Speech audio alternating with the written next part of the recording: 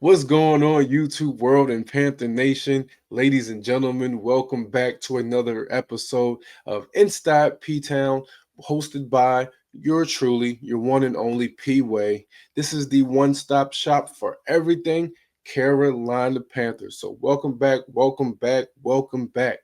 Now, first and foremost, the Carolina Panthers this week are transitioning into mandatory mini camp. OTAs is finally over. But before I get started, I just want to say thank you guys for all your support so far. We are on the road to 1,000 subscribers. So please, at this time, go ahead and subscribe, like, and share with another Panther fan while you're at it. So today I just want to touch on some key takeaways from OTAs, what we have learned thus far, some things that's involving the players as far as injuries and their performance in OTAs that gives us tell signs on what's to come. Now, here are some of the key takeaways that I have observed out of OTAs. Number one, everybody is present. Everybody was present. That is one of the key telling signs to a team who's itching to get back and really gel together and is taking it serious. Especially when you have vets like Adam Thielen. He does not have to come to OTAs.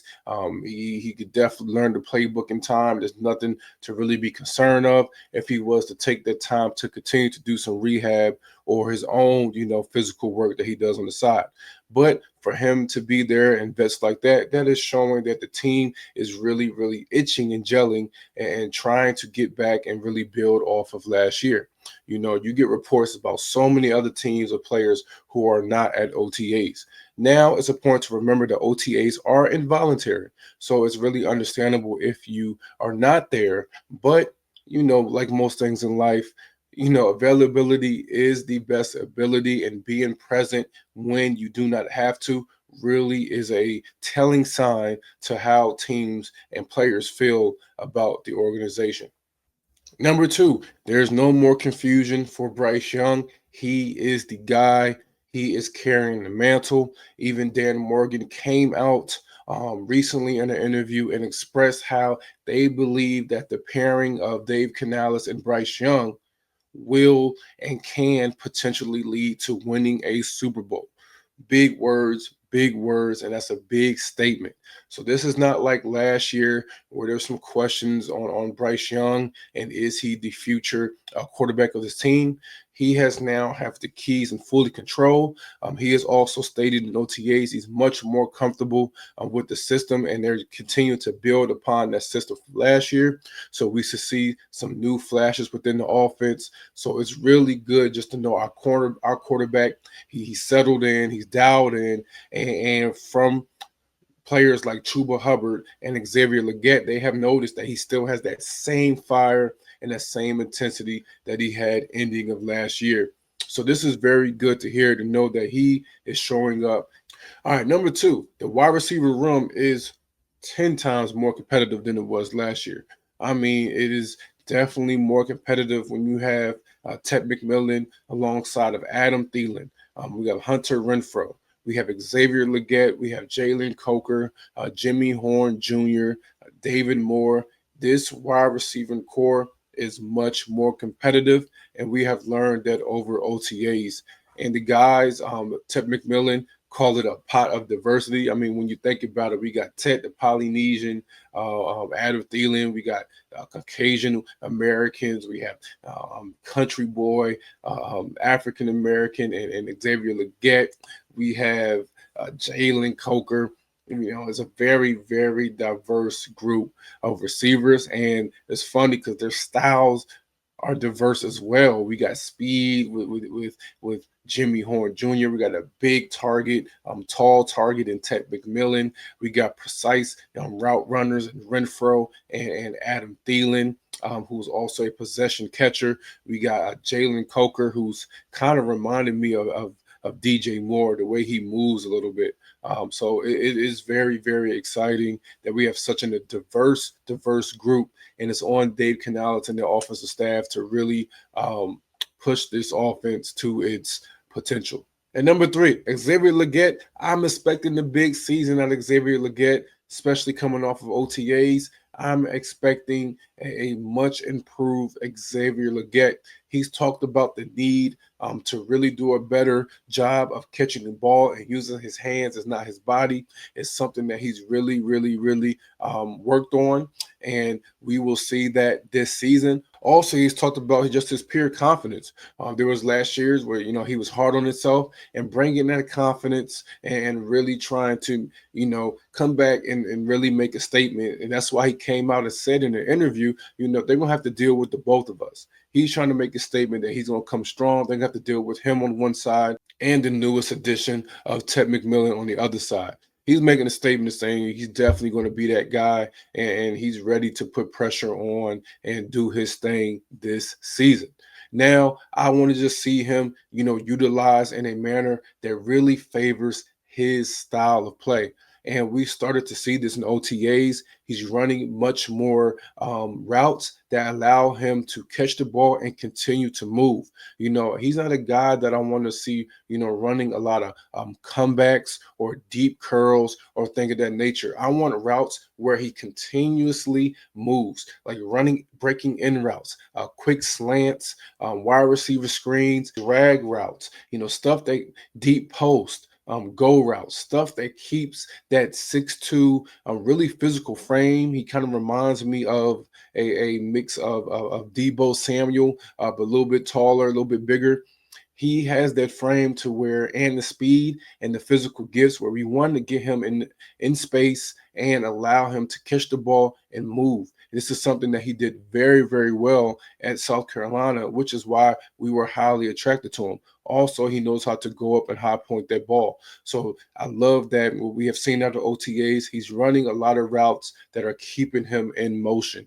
And I think this is going to do wonders for the Panthers offense. Number four, the defense is ramping up. The defense is ramping up, much more competitive. We have the new additions in Princely and Scorton, who have been teamed up with Pat Jones and DJ Wanham. I love that pairing with the vets and the rookies. They're really bringing them in and giving them those little key nuggets to really help and improve their game. So we should expect a much better pass rush.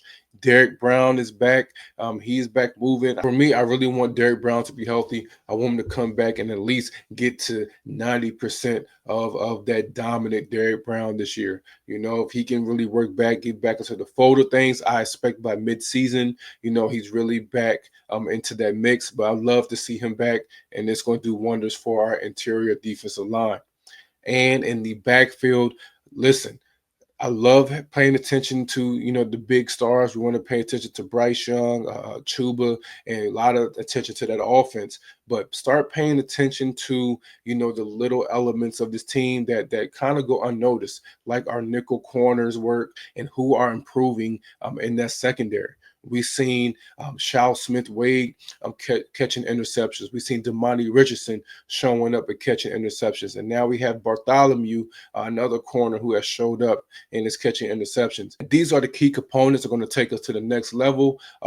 These players who don't necessarily get their shine but improve their game is going to really help out our team, because we know what we're going to get out of J.C. Horn, and we know what we're going to get out of Derek Brown in the interior. We know what we're going to get out of the newly acquired Trevor Moehrig.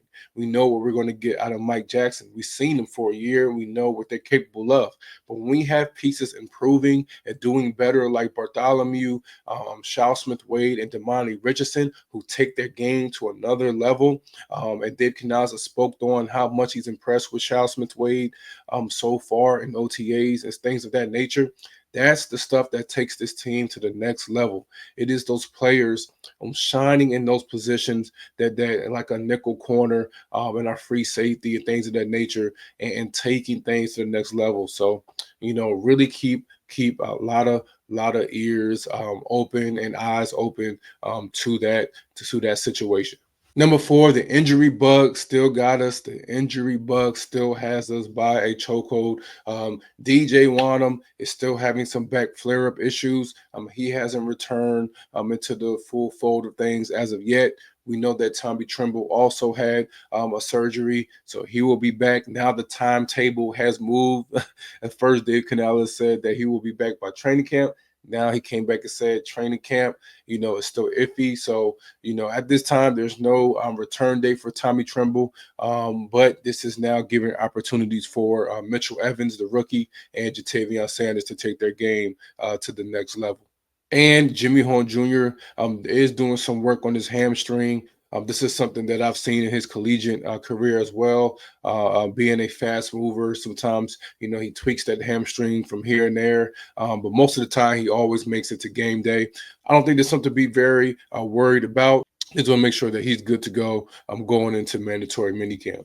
And lastly, something that I am really starting to pay close attention to is the linebacker group. I really want to see the competition from Rose Boom and Tevin Wallace. I think that's something that I really want to keep my eyes on. And Jesse Jewell, we know that he will be an interior mix, but has Tevin Wallace improved from last year and having that competitive roster now with Rose Boom as well and seeing how they're going to be utilized. I know Tevin Wallace last year, he has the physical gift. I don't think that's the question, but what you saw in the tape of last year was just a lot of hesitation. He was just one step slow as soon as the snap took off on almost every play, just trying to see the game mentally. But it was great that he got a full year of experience, and I expect him to just play a little bit faster and a much improved Tevin Wallace. So we will see some really keyed in onto that linebacker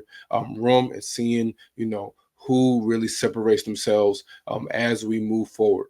So all in all, man, it's really good to just really feel and understand that our team is moving in the right direction.